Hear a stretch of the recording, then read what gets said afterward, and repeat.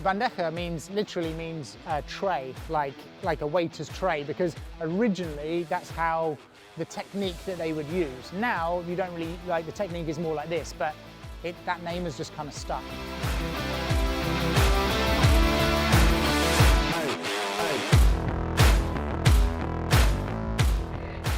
Hi guys, Sandy from the Paddle School here.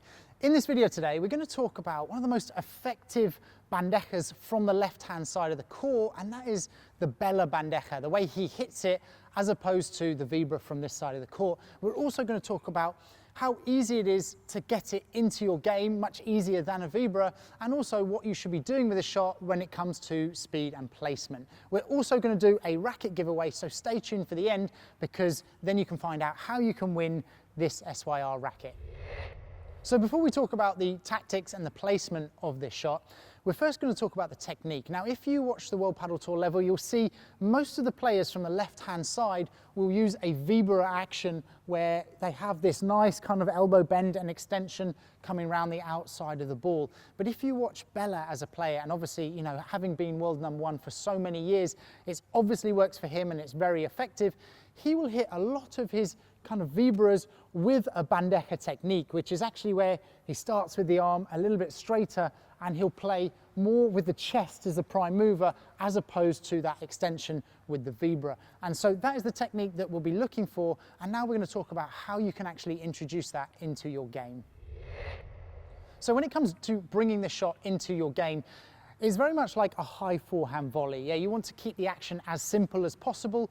You want to really kind of have a nice blocking action so that you have a solid contact with the ball and good space from your body. Ideally, you want to contact around forehead level, and you're aiming for big targets on the other side of the court. We will go into, you know, the placement now, but you just want to keep the action simple, keep your target simple, and that will lead to a better bandeja. So when it comes to the placement of the shot, we've obviously said that it needs to be, you know, a big target.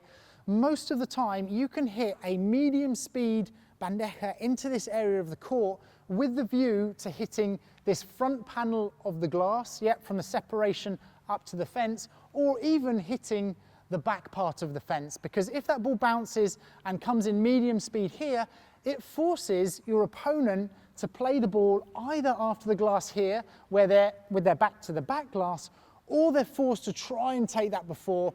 Either way, you're opening up areas of the court. So if you are going to hit this bandeja across court, which we recommend for the majority of the time, you can hit a nice controlled speed into this corner here, and you should be forcing your opponents into a difficult position.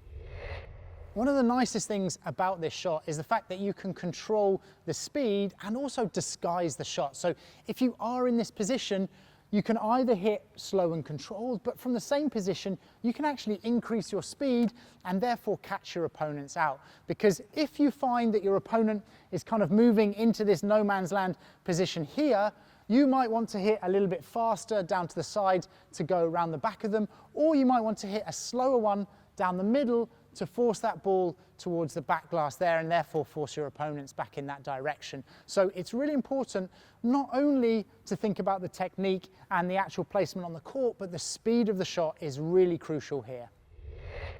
So as promised, we're going to give away this SYR Control Racket.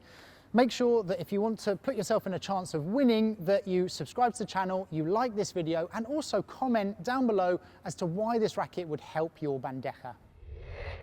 So we're not saying you should be using this technique for every single smash opportunity.